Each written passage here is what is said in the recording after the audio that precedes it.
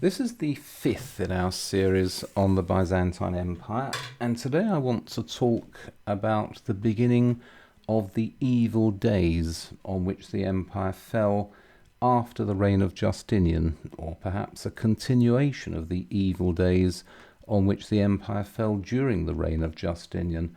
The title is Into the Storm, Avars, Lombards and Persians, and I'll talk about those in order. The cover slide is a picture of a fragment of the True Cross. This is kept in Vienna, and it is a relic of the greatest holiness because it is said to be a fragment of the cross to which Jesus Christ himself was nailed. The cross was apparently dug up in about 320 by the mother of Constantine. She took herself off to Jerusalem and started what would now count as a major, though very amateurish, archaeological investigation. And among many other relics from the time of Christ, she found 3 crosses, and they decided which one had been the cross for Christ, and the wood was immediately divided and subdivided and subdivided until there are fragments of the alleged cross all over the world. But this is one of the largest fragments. The reason I've put it as the cover slide is that the true cross itself, or the large fragment kept in the Holy Sepulchre in Jerusalem, plays an important part in our story. That being said, let's move on to the main part of the proceedings. Here in the bottom right of the slide is a map approximately showing the borders of the empire at the death of Justinian. As I kept saying last week, looking purely at the map, it seems that the reign of Justinian has been a most glorious success. The Roman Empire has been expanded or re-expanded to its greatest extent in more than 200 years. North Africa, Italy, the islands of the Western Mediterranean, a certain amount of southern Spain have all been reincorporated into the empire. However, you need to look at this in conjunction with the facts of the demographic collapse brought on by the adverse climatic events of the 6th century, and you need to bear in mind that the expansion of the imperial frontiers meant an expansion of imperial frontiers which needed to be defended, and sadly the evil days on which the empire had fallen did not allow all of those frontiers to be defended with full efficiency. The answer was a series of short-term expedients, and short-term expedients employed by very clever people can actually last for quite a long time. The expedients adopted by Justinian and his immediate successors were: you bribe your enemies to go away. That works. You use diplomacy and other kinds of bribery to divide your enemies. So one tribe of barbarians breaks across the Danube, is disinclined to accept the bribes you offer, so you send your envoys across the Danube to find another tribe of barbarians who will attack the first tribe from behind, and the frontiers will then be secured again. You put up fortifications and passive defences wherever possible, and then another favourite ploy of declining empires is to try to look big and powerful. If you turned up in London in the 1870s, when British power was at its absolute height, you'd have found a rather dumpy city, a rather dirty city, and you'd have found an absence of immense and great public buildings. If, on the other hand, you'd turned up in London in the late 1930s, you would have seen a great imperial capital. It was the same with the Byzantine Empire. You try to look big and powerful.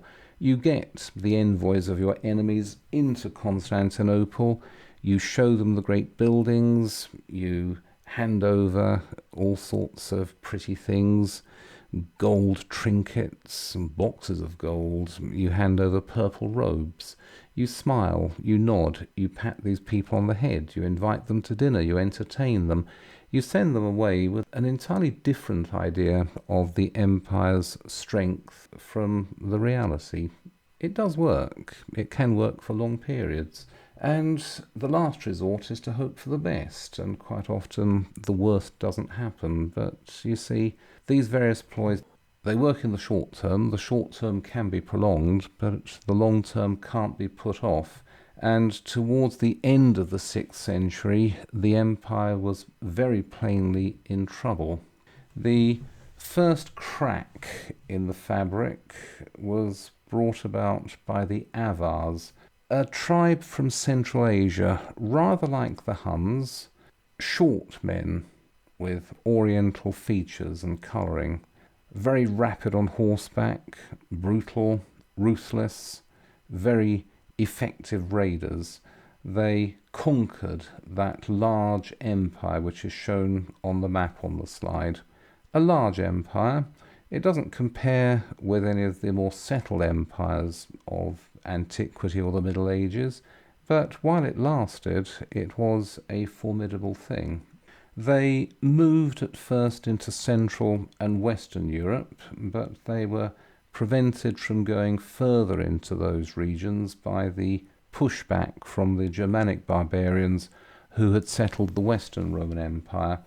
Because of that, and because the cooling of the planet made their original homelands most inhospitable, they decided to focus their efforts on the Danube frontier. For a long time they were kept out, but in the 580s they broke across, and they were never driven back. Eventually the Avars collapsed as a separate people. They collapsed as a separate power, but they were simply replaced by their Slavonic subjects. The imperial borders on the Danube were very difficult to maintain. For long periods, even in the 6th century, the frontiers collapsed, and from the 7th century onwards, the Danube frontier had to be evacuated, and then for a very long time, the whole of the Balkans, including Greece itself, are lost to history. They are not parts of the empire, and our knowledge of them is based on a few casual references in later works and on the archaeology. And so you have the Avars, a northern people who are not to be discounted. They cost the empire a fortune in money and men, trying to keep them out, and after they couldn't be kept out, trying to slow down their advance into the Balkans. The next problem is the Lombards, a people rather better known to us because their sphere of operations is in Italy. These, so far as anyone can tell, were a Germanic tribe. They're related to the Angles and Saxons, and the little fragments we have of their language do sometimes look rather like Old English. They had been wandering around northern Europe between the 2nd and the 6th centuries. There is a very entertaining history of the Lombards written by Paul the Deacon in the 8th century. Paul was himself a Lombard, and he may have known some of the Lombardic language. Certainly his history is very entertaining, and it may contain a certain amount of true information about the early history of his peoples. They really burst into history in 568. Remember I said last week that the reconquest of Italy by the empire had been ruinously expensive for Italy itself. Large parts of Italy were devastated. Rome was reduced to a shattered remnant of itself, its population having fallen from about 300,000 in, let's say, 530 down to about 30,000 towards the end of the 6th century. After the Reconquest, the territory was ruled by Narses, a eunuch, the great general who had finished the work of reconquering Italy, and now, as the civil governor, wrestling with the problems of finance and administration and trying somehow to bring about a recovery. However, after the death of Justiian in 565, his successor recalled him. The story is that the empress wrote him an insulting letter. Narses was now very old. He may have been in his 90s. The empress wrote him a letter saying, "You're old, you're past it. Why don't you come back to Constantinople, where I'll find you a more fitting role for a person of your status. You can work with the maids in the imperial palace spinning wool." Narses looked at this letter, tore it up in rage, and shouted, "I will spin a thread that these jokers will never manage to unravel." And with that, he invited the Lombards, who had been pressing against the frontiers for some time, into Italy. That's one story. It's an entertaining story. It's in Paul the Deacon. There may be some truth in it, except that there is a rather more authenticated story, which is that Narses died in Italy, still in office, and was brought back to Constantinople for a state funeral attended by the emperor and empress. But I feel rather like Livy in this matter. You have conflicting stories, and so you choose the one that you find most entertaining. So I'll go with the first one. Whatever the case, the Lombards invade Italy in 568. They are, at the outset, a very savage people. They burn, they rape, they loot, they murder, they do all the usual wicked things. They very rapidly take over the north and large parts of the centre of Italy. If you look at this map, this is only approximate because the borders were always shifting, and I have no doubt there were many regions where nobody was sure who the overall ruler was. But this is an approximate map of Italy around 600 AD. The green areas are occupied by the Lombards. The pinky areas are those still ruled from Ravenna. And you'll see that Rome is almost cut off. Indeed, there are times when Rome is completely cut off from Ravenna. There is sometimes a narrow strip connecting Rome to Ravenna and a road running from Rome to Ravenna, and sometimes Rome is completely isolated within its own region. The Pope increasingly regarded himself as not only the supreme bishop, the effective head of the church, below the emperor himself. The Pope became an important secular ruler, and although it was officially illegal for the Pope to negotiate with the Lombards, in practice the Pope was the ruler of Rome and the surrounding territories. It is thanks to the Pope that the Lombards were kept out of the city. After so much effort to reconquer Italy, within 30 years of the final reconquest, large parts of Italy have been lost to a race of barbarians far more barbarous than the Ostrogoths had ever been. It is a disaster.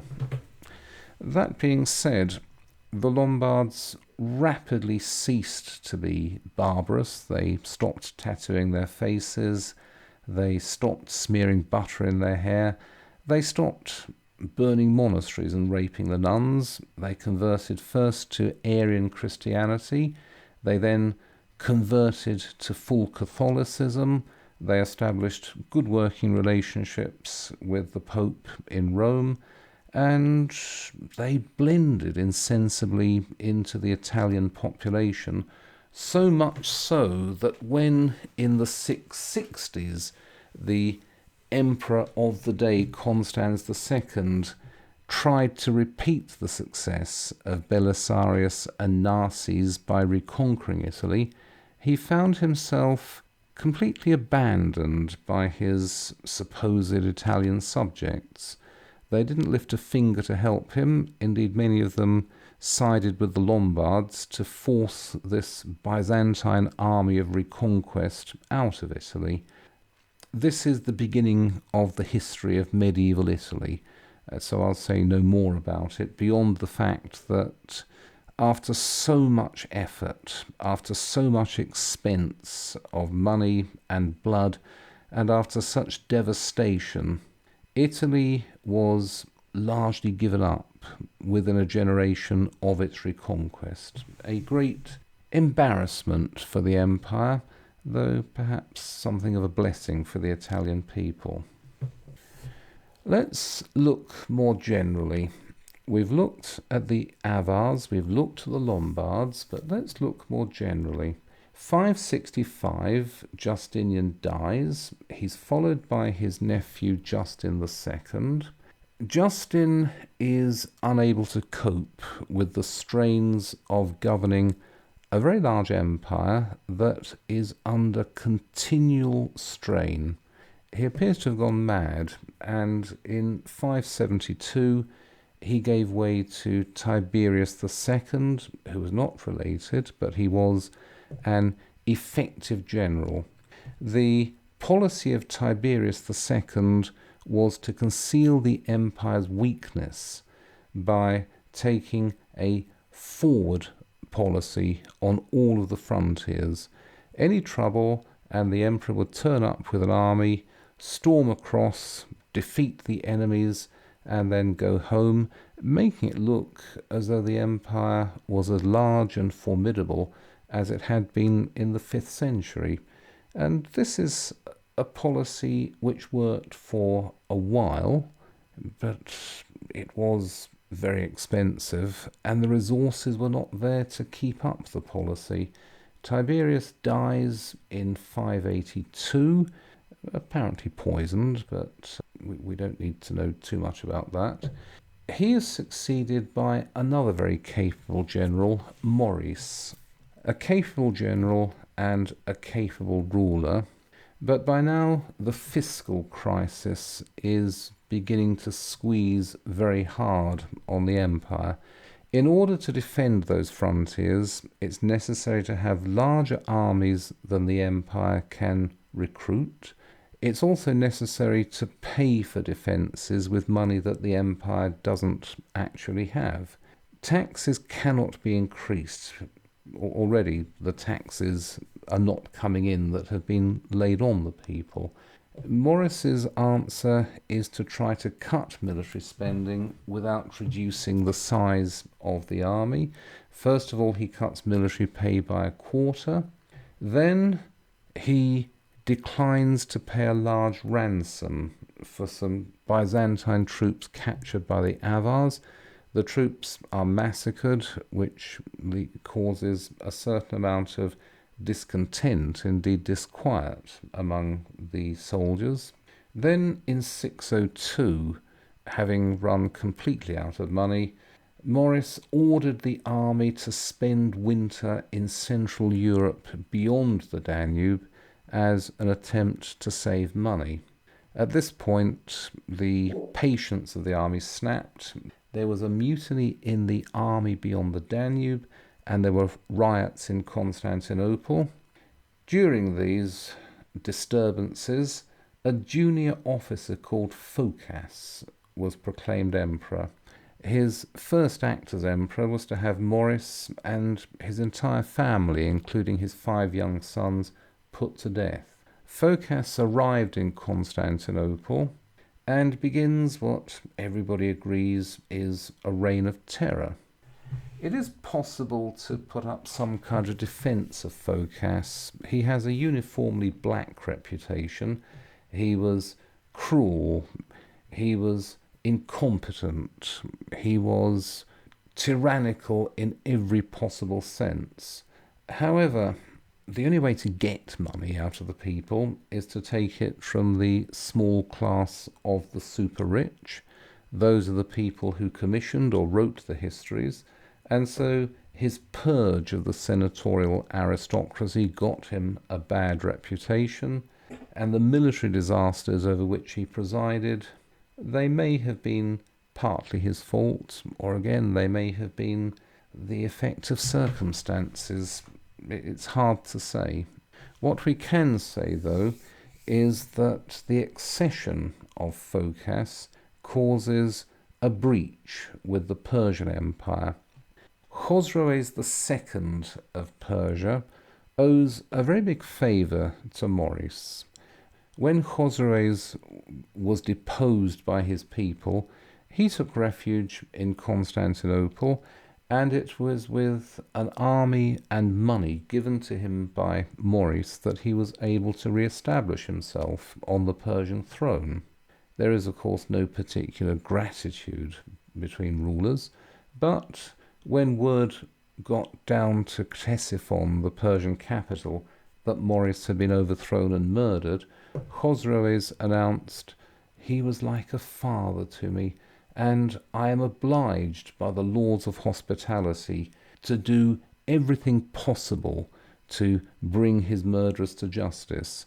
Therefore, he fails to recognize the Phocas regime. He declares Phocas a murderer and a usurper, and immediately invades the eastern provinces of the empire. There's no driving him out. Now, whether Phocas is incompetent or unlucky, or whether he's without the means to resist, we can't say. But what we do know is that the imperial defences begin to crumble.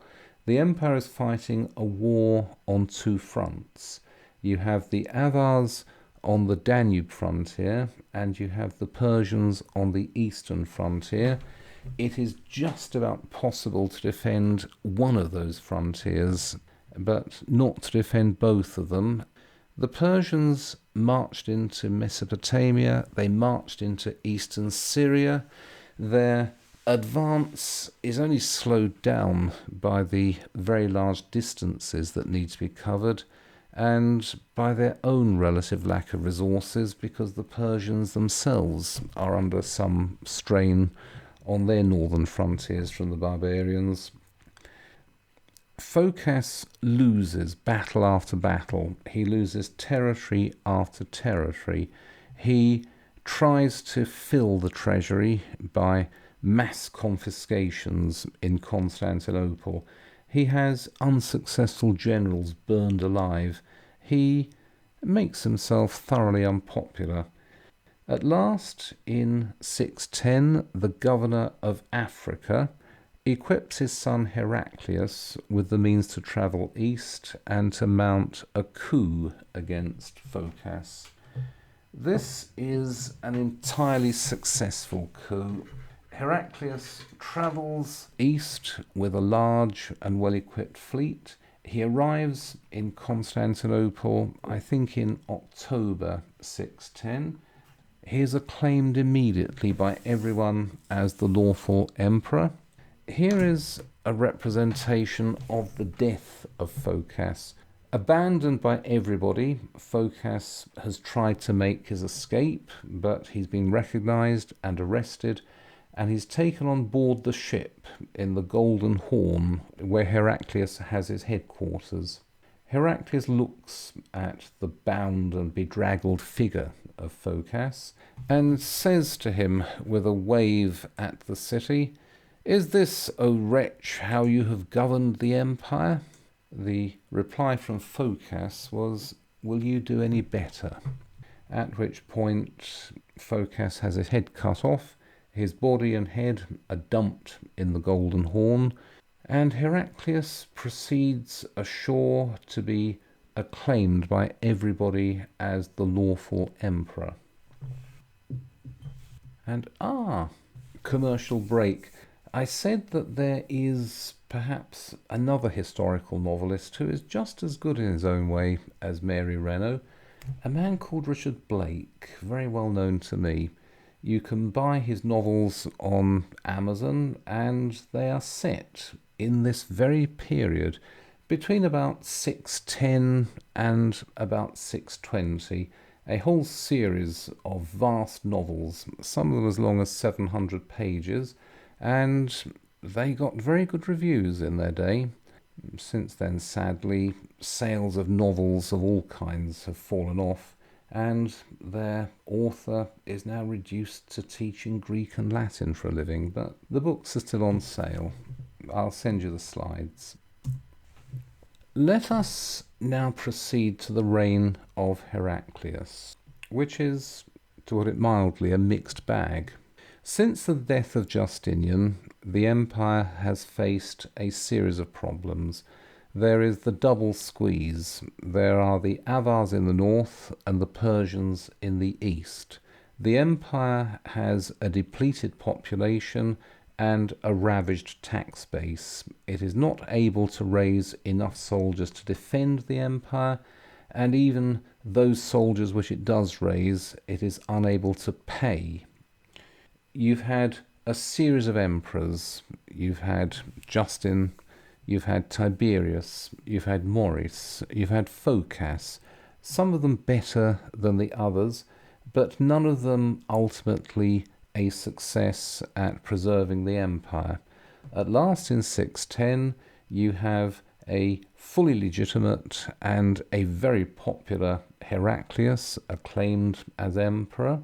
He is in total and undisputed control of the empire, and yet the war with the Persians goes no better than it had under Phocas. In 614, Syria falls to the Persians.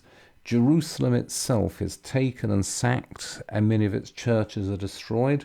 The Christians within the city are massacred, and the true cross, the largest remaining part of the relic discovered by St. Helena, the mother of Constantine, is carried off in triumph to Persia. Then in 618, Egypt falls to the Persians. And in the same year, the Persians establish a naval base in Beirut, and they raid the undefended coastal cities of the empire, and they harass trade. For the first time since the time of Cleopatra, the empire is no longer the sole naval power in the eastern Mediterranean. It looks as though Khosroes, the Persian king, began his war under the pretext of avenging his friend Maurice, but is now carrying out the long-term Persian ambition, which is to recreate the empire of Darius the Great and Xerxes, the Persian empire which had been destroyed by Alexander the Great 1,000 years earlier. Persians are back in Syria, they're back in Egypt. They are sniffing their way around the territories of what is now modern Turkey. Heraclius has no choice. He begs Khosroes for peace. I will give up the territories that you've conquered. Just call off the war and leave me with the rest. Leave me with what I have left to me. And Khosroes writes back, apparently, Khosroes, greatest of gods and master of the whole earth, to Heraclius, his vile and insensate slave, have I not destroyed the Greeks? You say you trust in your God. Why then has he not delivered out of my hand Caesarea, Jerusalem, and Alexandria? Shall I not also destroy Constantinople? But I will pardon all your sins if you will come to me with your wife and children. I will give you lands, vines, and olive groves, and will look upon you with a kindly aspect. Do not deceive yourself with the vain hope in that Christ, who was not even able to save himself from the Jews, who slew him by nailing him to a cross. Not a very inviting reply to the rather polite letter that Heraclius sent him, and bearing in mind what Phocas did to his own father, and bearing in mind what he did to anyone who gave him so much as a funny look in Persia, you can understand that Heraclius did not take up the offer of a personal surrender.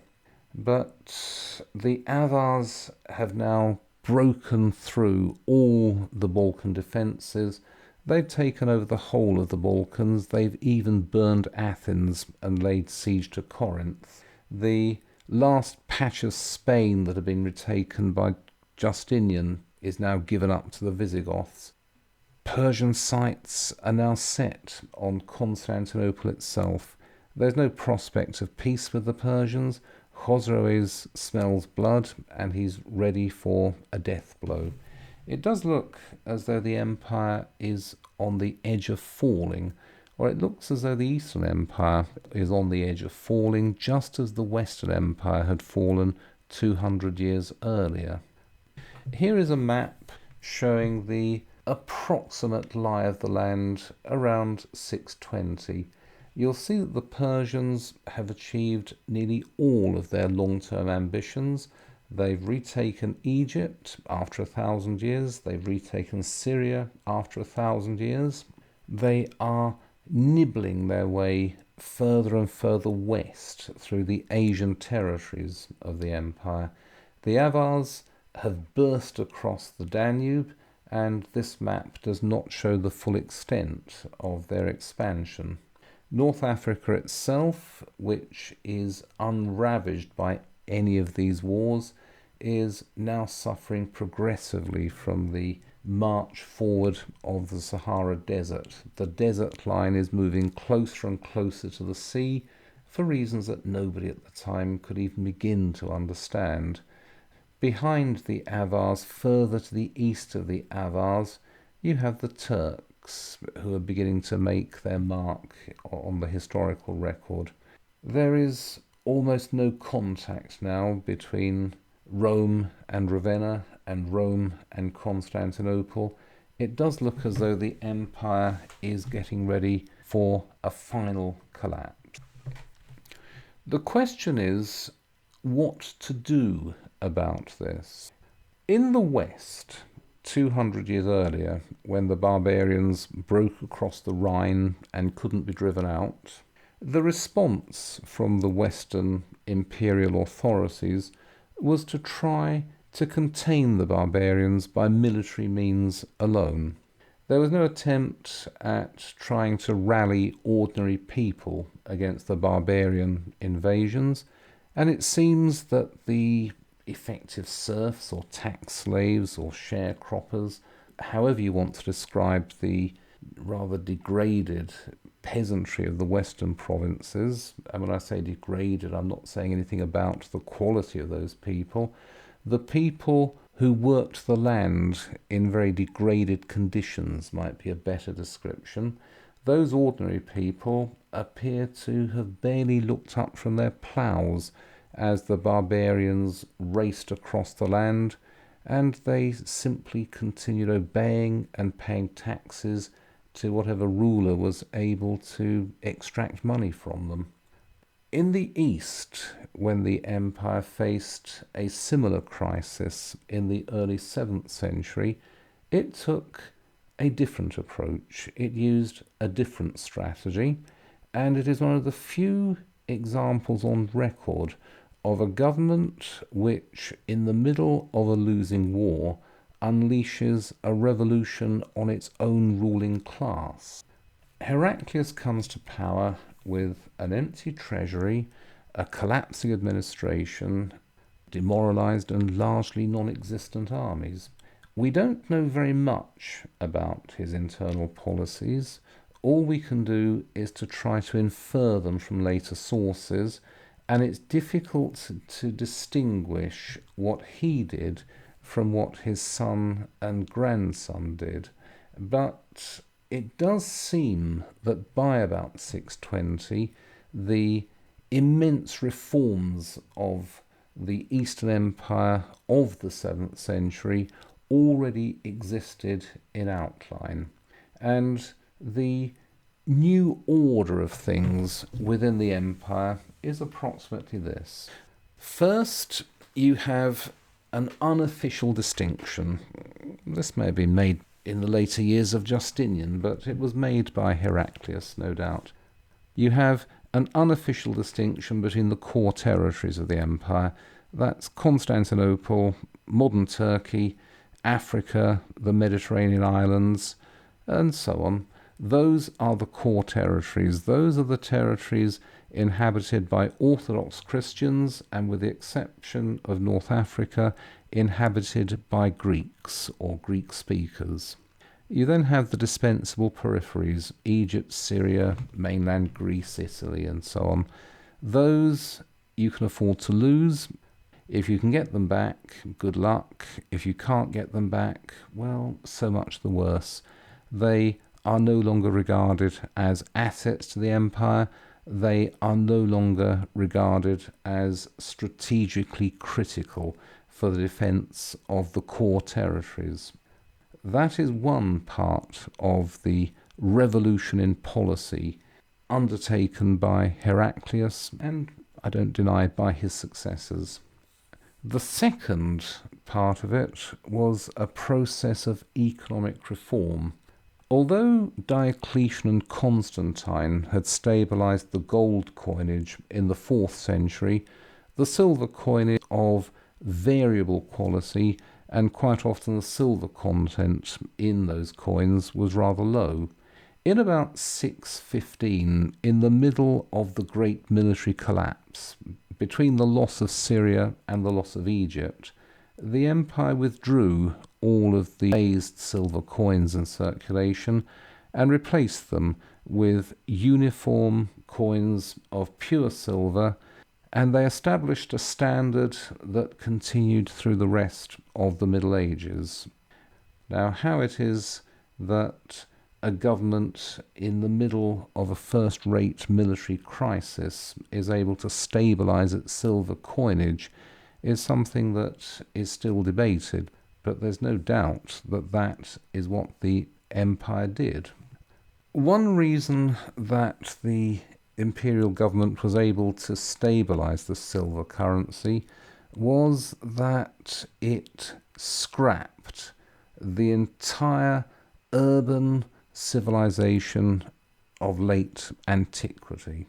Yes, I'll repeat that. The empire scrapped the entire urban civilization of late antiquity. If you look at these pictures, on the left you have the ceremonial entrance to Aphrodisias, which was once a very large and wealthy city in western Turkey. And on the right you have a mosaic, which I've already shown. This is from a house in Syria. It shows the general wealth and relaxation of the Eastern Empire in the 5th century. We can lament the sudden disappearance of this urban civilization during the early years of the 7th century, but as Tom Paine said of those who regretted the destruction of the French monarchy and the French aristocracy in the early 1790s, you shouldn't pity the plumage but forget the dying bird. That's the words from the Rights of Man.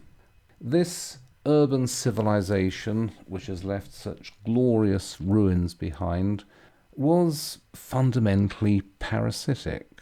It was the outward display of wealth of an aristocracy which maintained itself through a system that was almost explicitly designed to funnel wealth upwards from the bottom of society to the top, through rents, through taxes, and through other kinds of depredation. And it's not only the aristocracy, the senatorial aristocracy, which is fundamentally parasitic.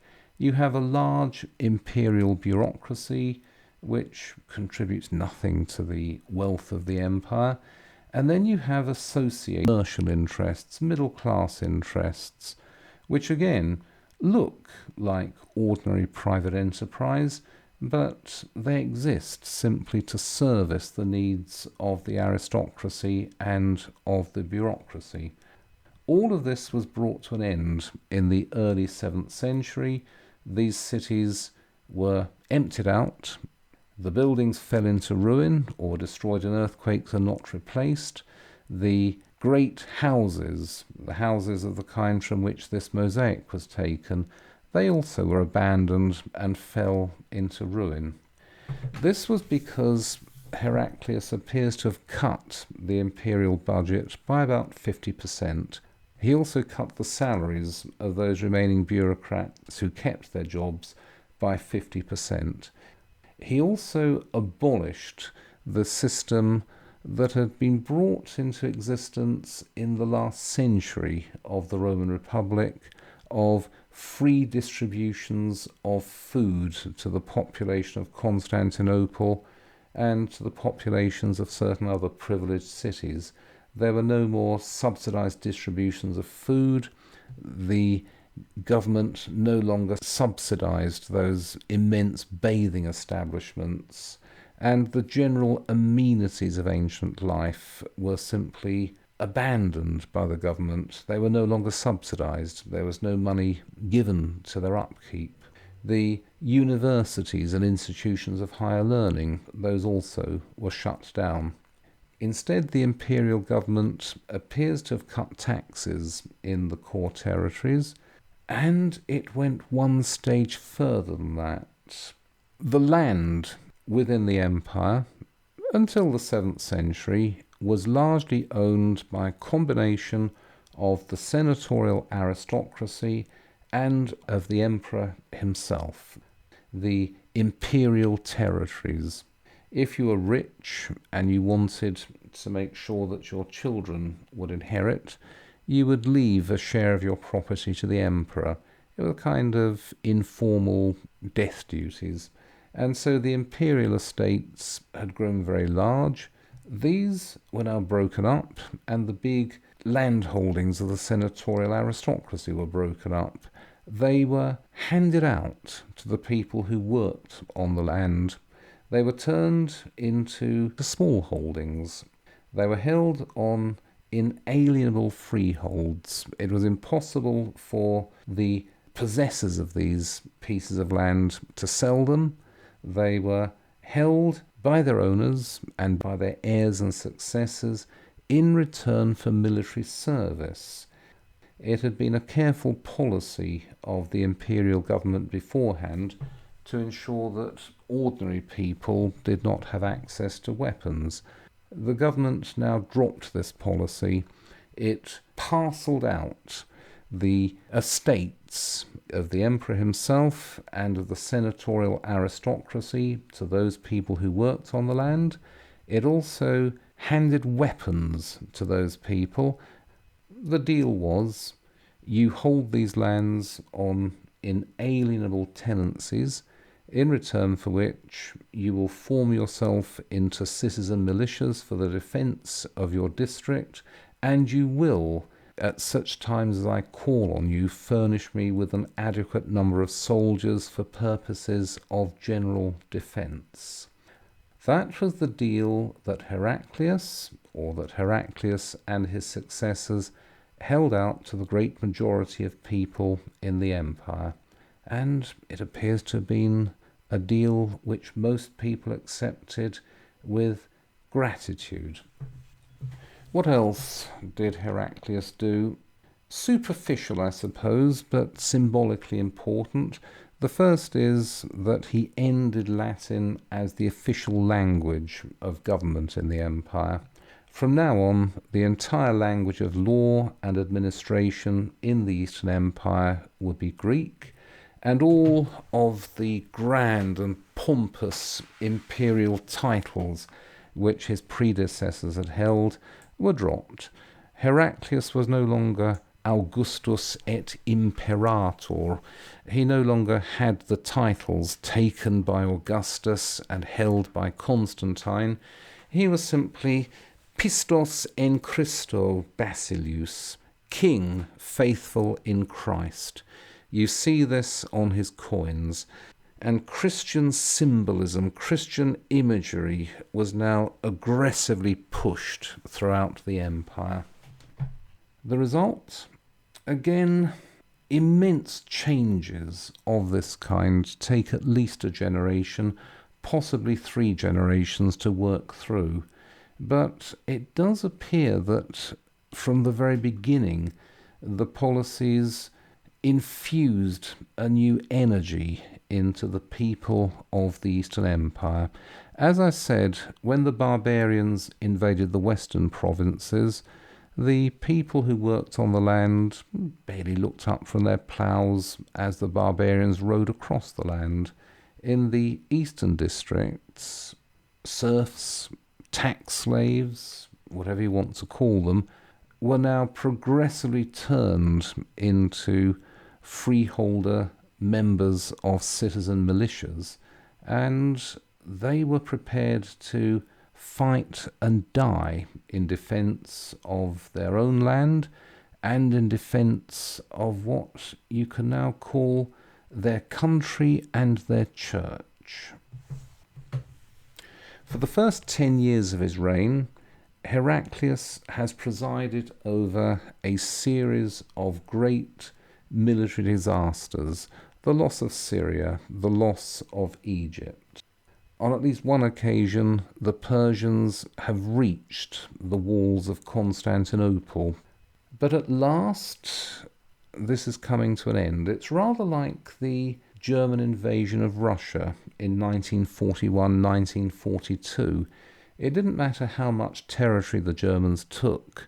They were fighting an enemy with an immense hinterland, and the Soviet Union was capable of absorbing those vast military defeats while keeping its eastern territories safe and rebuilding its strength in various ways. And so it was with the empire. The Persians have taken Syria and they've taken Egypt. They haven't managed to take the core territories of the empire. Well, in about 620, the church hands over all of its wealth to the emperor. For 300 years, the church has been the established faith of the empire. It has land. It has tons upon tons of gold and silver. It has immense wealth. And it just makes a gift of this to the emperor. With this, Heraclius raises a very large new army. And it's not an army of mercenaries. It's not like the armies that Belisarius led into Africa and then into Italy. This is an army of what you could call the Greek people. These people march under the sign of the cross with their priests riding in front of them. And their idea is to drive out the invaders. Heraclius explains to them, I do not want to conquer any new territories for the empire.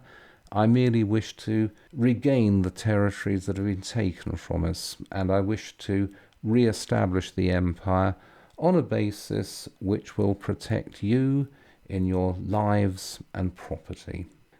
In 622, at the head of his new and so far untested army, Heraclius marches out of Constantinople.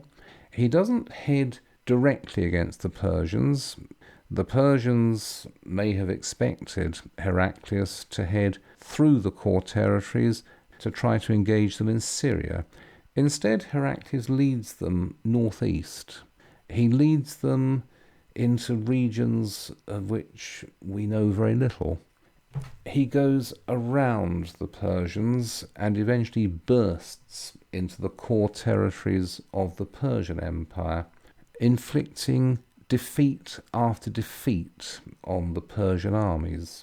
He doesn't do anything to bring back Syria or Egypt. He avoids those territories. He instead undertakes a direct invasion of Persia.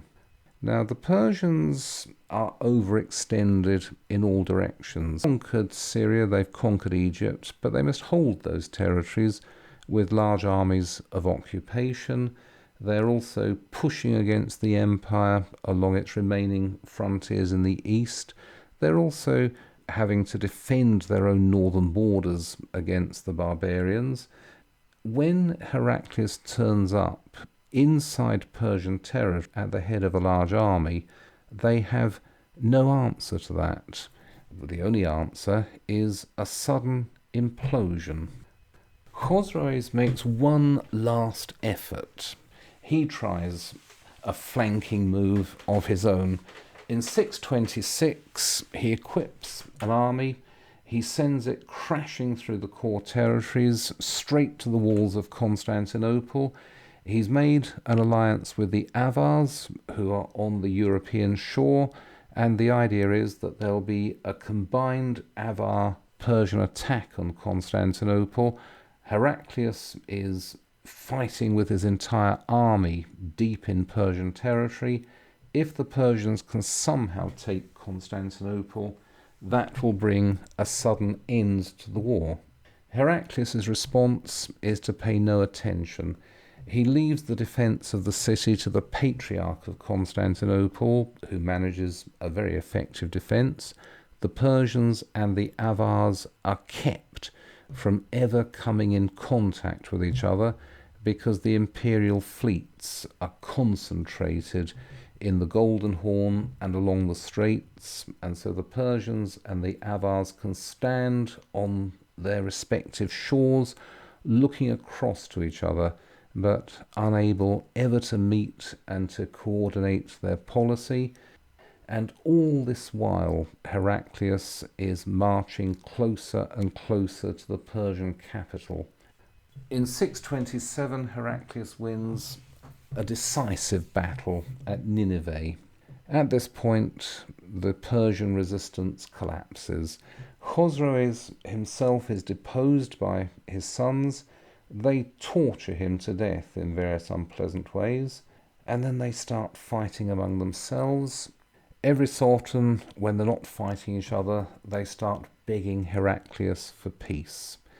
And so in 628, Heraclius agrees a very generous peace. The peace is the empire will seek no territorial gains against the Persians.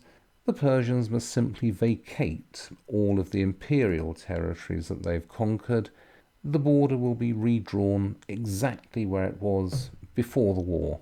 The reality, of course, is that the Persian Empire has become an imperial protectorate. The new Persian king, who emerges after this round of civil wars, holds power with help from Constantinople. Persian policy is effectively dictated from Constantinople. Persia informally or effectively becomes part of the empire, but the official line is that there is a peace without any territorial gains or losses on either side.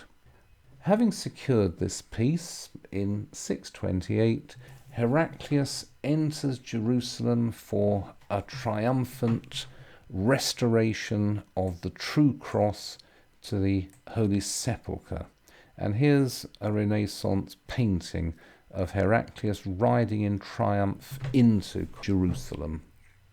He held a vast celebration there, and the Western barbarians sent envoys to congratulate him on his great victory over the infidels, and kings and princes and chieftains from all over the known world went to pay their respects to the greatest conqueror the Greek world had known since the time of Alexander the Great. And there is a map showing the general progress of the war. I said that when Heraclius left Constantinople at the head of this new army, he didn't head southeast towards Syria to try for a direct reconquest. Instead, he hugged the shores of the Black Sea, going northeast and then swinging down into Persia itself. And this was an entirely successful strategy, and it led inevitably to that glorious celebration of his victory in Jerusalem. So the empire has survived. And again, if you look at maps and if you look at the panegyrics of his contemporaries and of later generations, you will say that it has been an outstanding and indeed a complete triumph. But of course, large parts of the empire are devastated. Egypt and Syria are alienated from the empire. They don't seem to have liked Persian domination, but remember, the number of Greeks in Syria and Egypt has fallen below the critical mass needed to maintain Greek hegemony within those territories. The rulers of Syria and Egypt are now, for the most part, Semitic-speaking Monophysites. They didn't like the Persians very much, but they don't necessarily like the emperor either. And remember that although even the beginning of the reforms undertaken by Heraclius and his successors appears to have produced a miracle within the core territories, those distributions of land and those military tenures were not introduced into Syria or Egypt. It is the same rather parasitic arrangement as had always been the case. And so there's no affection for the empire in the reconquered territories or in the restored territories of Syria and Egypt. And there's no tax money to be collected either, because the Persians had stolen everything that wasn't nailed down, and there is nothing left for the empire to take.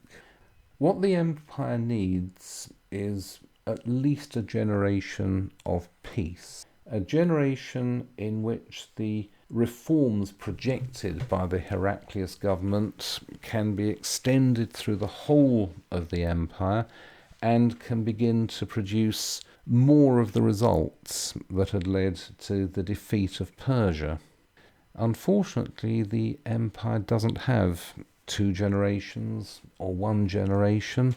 It has 4 years of peace before something else happens.